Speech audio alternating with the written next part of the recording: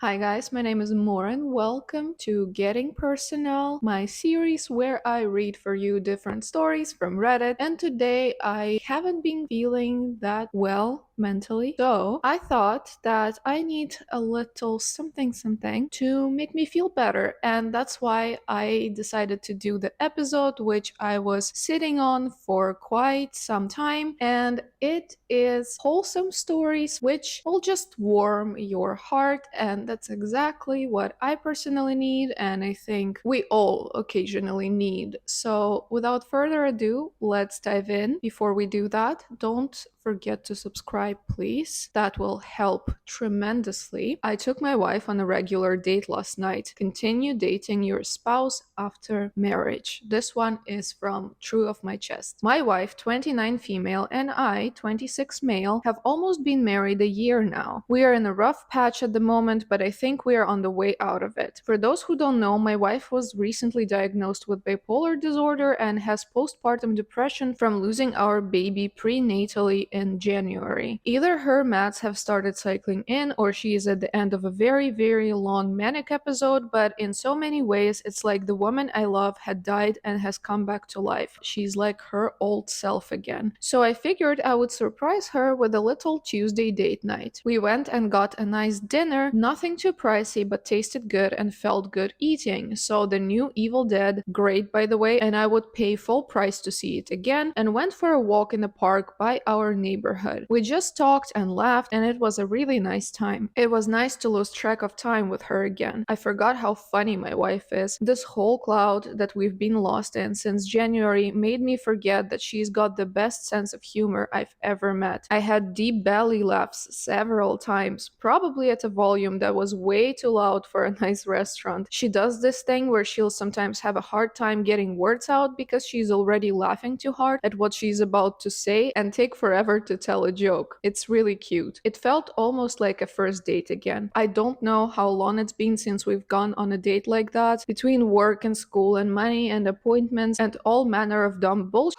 I think we had forgotten to keep dating each other. After we got married, it was almost like that phase of our relationship was over, when really that's one of the most important parts, I think. Anyways, I love my wife and I fell a little deeper for her last night, and don't forget to keep dating your spouse. This is so cute. I decided to make the story first because I think it's very important. First of all, I want to say to OP, in case you ever watch this, I am very sorry for your struggles. It sounds like a very difficult thing to go through, but it seems like you're gonna get through that, which is nice. But yeah, I think this is a great message to give to anyone out there who's married or is about to get married. It's very important to go on dates, maybe even more so when you are married than before, because it's really easy to forget why you even got married in the first place. And when you just ditch your house and your responsibilities for like one night every couple of weeks, or preferably every week, you have this time that you can spend with your partner and sort of remind yourself why you're together and spend some fun time together. It's better to start this habit even before you start having problems, because then it might be hard to get into it when you are already fighting, when you already have a bit of a rift between you. But I also think it's never too late. The next story I have for you is also from True of My Chest, and it's titled My Cat Changed My Life. 5 years ago, I was in a horrible downward spiral. I was a high-functioning alcoholic, unpleasant, and an absolute nuisance to have around. I had burnt almost every bridge in my life and had zero regard for anyone but myself. All that changed when I adopted my cat. I was highly discouraged to do it though. Every person I spoke about adopting a cat told me that I was far too irresponsible to get one. I don't blame them at all. They weren't wrong to think that way. She was a tiny 2 months old rescue kitten. The first time I went to see her, she came and sat on my lap despite being extremely shy and anxious. The happiness I felt in that moment made me feel like I'd burst. That was the moment I knew for sure that I was going to adopt her. I was so excited. I spent 4 days thinking of a name for her because I wanted it to be perfect. Life changed after I got her home. She was and still is extremely sweet, goofy, loving, and a very well-mannered cat. She was just so calm and loved to be in the same room as me all the time. Coming back home from work wasn't dreadful anymore. I started spending most of my time home instead of out partying. I stopped smoking in the house because it was bad for her health. She made me more responsible, kinder, more caring and loving. For the first time in a very long time, I was thinking about someone other than myself. Right now, I'm just watching her sleep on her tree, and my heart is filled with emotions that I cannot even begin to describe. I'm so happy to have her in my life. She's the best thing that's ever happened to me. Edit. I'm sorry, I forgot to mention, I named her Kinza. It's Arabic for hidden treasure. This is so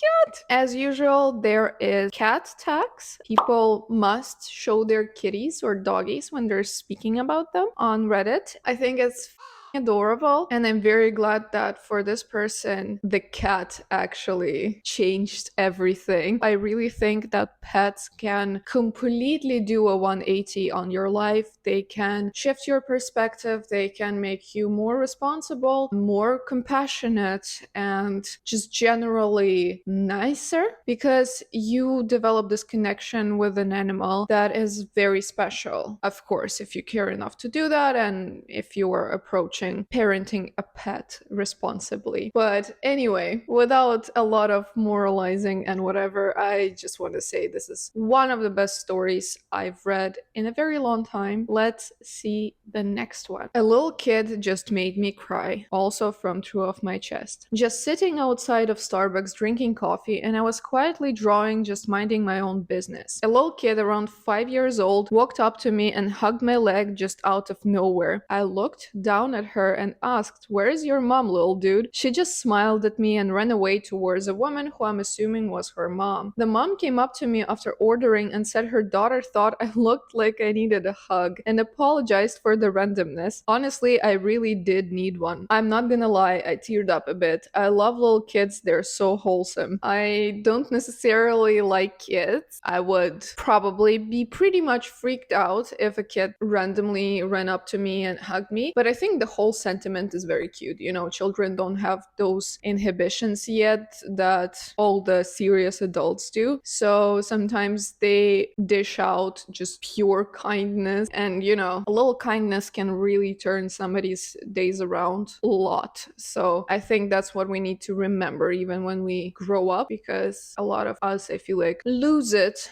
throughout the years. I know I lost it. I just became very mean and upset about everything, which is not a nice approach. Let's move on to the next story. My girlfriend loves my body as it is, and I never knew I needed this. Edit to say there's a lot of great comments here with some amazing body positivity. Thank you all. Tell your partners often what you love about their body. It's always nice to hear. Second edit, the response to this post has been so positive that I'm going to show it to my girlfriend so she can see how much she's helped spread some positivity. She'll absolutely love reading everyone's comments, so thank you. I'm a big hairy guy, 6'3", and I exercise regularly through walking and cycling, so I'm healthy enough, but I love eating and going to the pub, so I've always had a bit of a belly. I've learned to be happy with how I look, as it comes with the territory of what I enjoy doing and don't want to stop doing the things I love just to be skinny. My parents have always been health freaks and made unsubtle comments about my weight, and my ex was clear about her dislike of body hair. So for years, I felt like I had to hide how I looked in order to avoid comments and advice on how to get skinny so I can be happier. I was skinny growing up and I was miserable. Now I'm big and happy, but my parents can't comprehend that. That's sad. I met someone 6 months ago who genuinely loves me exactly as I am, actively tells me to keep myself hairy, and reminds me daily that she loves my belly and doesn't want it to go unless that will make me happier, and to never change it because I think that's what she wants/deserves. I'm not sure why I'm posting this. I think it just feels incredible to have someone who loves me as I am and doesn't want me to change because I'm happy with who I am now. After so many years of fighting against those around me, I feel so lucky to be with someone who wants me to be happy no matter the shape that takes. I think this is amazing. Okay, I think every person out there, no matter the body type, no matter their appearance, appearance has someone in this world who will meet them and think they're the most beautiful person alive and who will cherish them exactly as they are. And I think we should just strive to meet that person. You know, obviously, striving to be the best version of yourself and making yourself better for your own sake is also great, but I'm just saying that it is very sad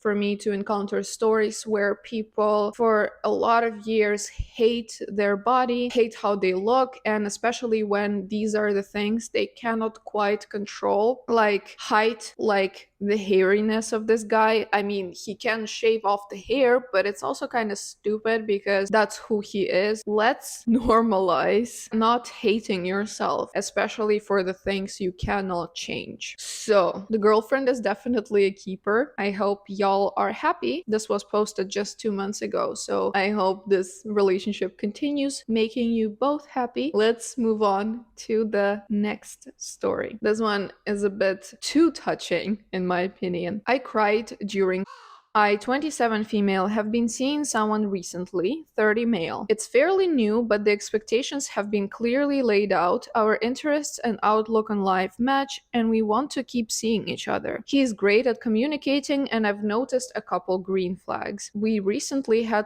sex for the first time. I've only been sexually active in the casual dating scene before and had never made love to somebody in a more serious scenario. The whole experience was very different. It felt pure, beautiful. After a few minutes, we took a break to catch our breath, and tears just streamed out of my eyes. Mind you, I'm typically not a crier and never a spontaneous one. I'm just shocked. It didn't faze him at all. He comforted me and assured me it didn't scare him or drive him away. Damn, is it what it feels like to be in love? Oh, my heart is about to explode from this one because it is so and cute. I can't handle this. True intimacy is really something next level, is like a pro level when you live your life on that extra stage of beautiful connection. And I think everybody should experience it at least once in their lifetime because it is indeed awesome. I think it is so beautiful that this girl found a person to experience it with. And I hope they're going to be very happy together because, again, it's quite a fresh post. So, wishing y'all a very happy future. And the next story is also from True of My Chest. Most of them are today. I go to stores just to give people compliments. It just makes me feel happy. I'll go into the store, walk around the aisles, and get a few random things. And if I see someone there, I'll usually give them a compliment. Your makeup looks great, your hair is so cool, I love your shirt, etc. I don't buy things most of the time, but it helps me to get out of the house when I'm in a depressive episode and makes me feel a little better. It is wonderful because this person not only helps themselves, but also sort of helps other people, spreading some kindness around. Bless you as a person. And if you're someone who does similar things, just, small things to cheer up other people, bless all of y'all because it is truly, truly amazing. The next story is my 31 male girlfriend, 29 female, bought me flowers today. Absolutely made my day. I've never had someone buy me flowers before. I never even thought of it for myself, to be honest. I've been stressed with work and moving house lately, and she turned up with them. I'm still beaming. It was so unexpected, and they're beautiful. You see, this is so unusual, right? But then you sit here and wonder, why is it unusual? Because it's completely normalized for men to buy girls flowers, right? It's like a thing. They are supposed to do that or whatever, and it's very nice. It is very nice. And sometimes, I've met men who seem to be very mystified about the whole flower thing. They're like, they're useless. They're just gonna die. And why do I have to spend so much money on them? What they are missing is that this is a gesture of attention. It is showing that you care. It is just like a pretty thing that actually just instantly makes your mood better and just makes you feel loved, appreciated. So I am kind of upset that it's not normalized for men to get flowers. Let's get that going more often. Dudes should also have a right to feel this warmth. Now I'm getting very touchy-feely, but that's because these stories are just actually doing a lot of good things for my mood. Anyway, the last story I've got for you today is I fell in love with the mundane, everyday married life. My husband and myself, both male 46, his kids from previous relationship. We were married at the beginning of the month. Yesterday was a prime example. I took the day off so I could get a bunch of stuff done. I was up early, paid some bills, took the dog out for a walk, cleaned the cat box, and enjoyed a pot of coffee. Husband left for work. I fixed breakfast for a stepdaughter and stepson and enjoyed their company. I cleaned the house. We took the dog to the vet. They went with me while I went and ran errands, and we had lunch together. Stepdaughter and stepson were heading to their mom's for the weekend and week, so I stocked them up on snacks for the 2-hour drive. Took care of grocery shopping, and I loved every minute of it. Husband and myself enjoyed an empty house and dinner. We have an empty house until Sunday, and we get to enjoy every minute of it, while at the same time looking forward to the kids coming home. I wanted to end on this note because it just appreciates the beauty of everyday life and how fulfilling it can be to just have a regular routine, to live in peace, to live calmly, not rush anywhere, and to have this established rhythm with the person that you love. And I think it is what happiness is for a lot of people. Obviously, it can look very different, not trying to generalize here, but I personally think that for me, a big part of my happiness is this peaceful family life, because I just love the routine that we have with my husband and our cat. It's all very calm, very like serene. It's nice to do little things for each other, and for me especially, it helps me to cope with anxiety and depression. When I'm having a hard day, it's very calming to have this routine and this regular ass married life. Any hosels, I hope this episode brightened your mood a little bit, because it certainly did so for me. And if you have your own wholesome story to share, leave it in the comments. Thank you so much for watching. I will see you with another video real soon. Bye.